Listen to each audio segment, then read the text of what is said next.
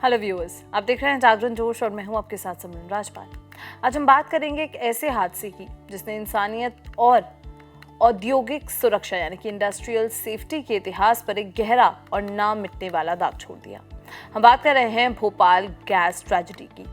2 और 3 दिसंबर 1984 की वो रात जब हजारों लोग पल भर में मौत की नींद सो गए और हजारों आज भी उसके घाव झेल रहे हैं।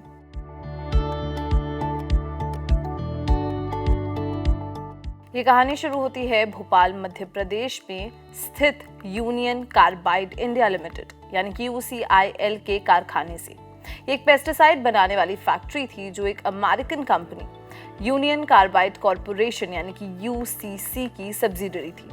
इस फैक्ट्री का मुख्य काम 7 नाम का पेस्टिसाइड बनाना और इसके लिए मिथाइल आइसोसाइनेट यानी कि MIC नामक एक अत्यंत जहरीली गैस का उपयोग होता था।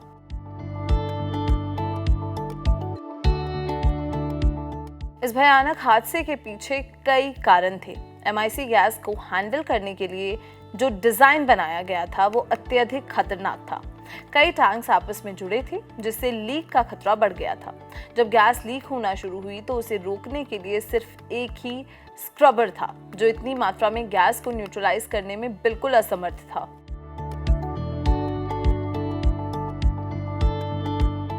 इसके अलावा फैक्ट्री के रेफ्रिजरेशन सिस्टम को खर्चा कम करने के लिए बंद कर दिया गया था और फ्लेयर टावर जो गैस को जलाने का काम करता था वो भी काम नहीं कर रहा था। यूनियन कार्बाइड ने सुरक्षा से ज्यादा मुनाफा यानी कि प्रॉफिट को तरजीह दी। ऑडिट्स और मेंटेनेंस को नजरअंदाज किया गया। सेफ्टी मेजर्स जो हर फैक्ट्री में जरूरी होते हैं उनको सही तरीके से लागू नहीं किया गया। इसका नतीजा ये हुआ कि प्लांट में सुरक्षा सीमा से भी ज्यादा MIC गैस स्टोर हो गई थी।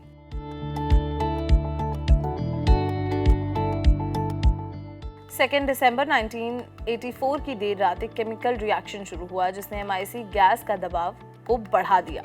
कुछ ही देर में टैंक से लगभग 40 टन MIC गैस हवा में फैल गई। ये गैस एक विशाली अदृश्य बादल की तरह भोपाल शहर पर छा गई। लोग नींद से जागे, उनकी आंखों में जलन, सांस लेने में तकलीफ और सीने में दर्द शुरू हो गया। उन्हें समझ ही नहीं आया कि क्या हो रहा है।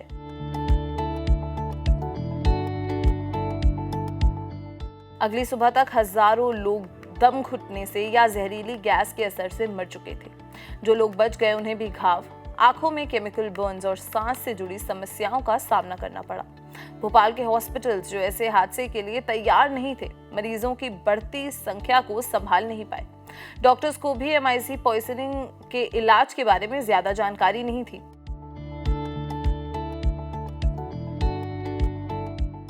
इस ट्रेजेडी का असर सदियों तक दिखाई देगा। गैस के संपर्क में आने वाले लोगों को सांस की बीमारियां, आंखों की बीमारियां और यहां तक कि ब्लाइंडनेस भी हो गई। कई बच्चे जो पैदा हुए वो जन्म से ही फिजिकल और मेंटल डिफेक्ट्स के साथ पैदा हुए।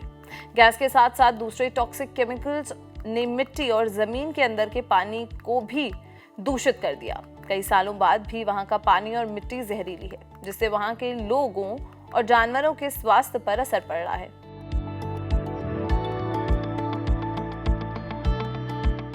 भोपाल गैस ट्रेजेडी के बाद भारत सरकार ने तुरंत भोपाल को डिजास्टर जोन घोषित किया। उन्होंने लोगों को टेम्पररी शेल्टर्स में शिफ्ट किया और उनके लिए रिलीफ ऑपरेशन शुरू की। Bhopal gas leak disaster processing of claims act 1985 पास किया गया जिससे विक्टिम्स को मुआवजा मिल सके।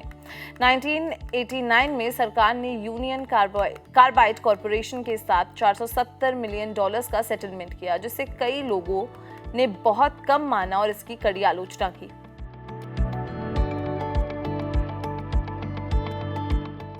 इस घटना ने भारत के कानूनी ढांचे को बदल दिया।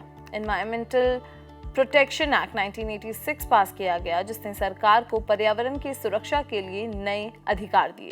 फैक्ट्रीज एक्ट 1948 में भी बदलाव लाए गए जिससे खतरनाक केमिकल्स हैंडल करने वाली फैक्ट्रीज के लिए सुरक्षा नियम सख्त किए गए। पब्लिक लायबिलिटी इंश्योरेंस एक्ट 1991 ने यह सुनिश्चित किया कि इंडस्ट्रियल एक्सीडेंट्स के शिकार लोगों को बिना लंबी कानूनी लड़ाई के मुआवजा मिले।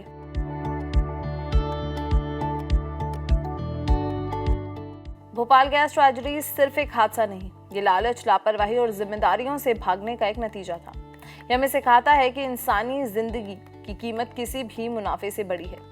आज भी जब हम इस ट्रेजेडी को याद करते हैं, हमें याद रखना चाहिए कि इंडस्ट्रियल सेफ्टी, पर्यावरण सुरक्षा और इंसानी जिम्मेदारियां कितनी जरूरी हैं। ये भोपाल के लोगों की कहानी है जो आज भी न्याय और सम्मान के लिए लड़ रहे हैं। क्या हम उनकी लड़ाई को याद रखकर एक बेहतर भविष्य बना सकते हैं? हमें कमेंट सेक्शन में जरूर बताएं, और अगर ये वीडियो पसंद आई हो तो इसे लाइक और शेयर करना बिल्कुल भी ना भूलें और देखते रहें जागरण जोश। मिलते हैं अगले वीडियो में। नमस्कार।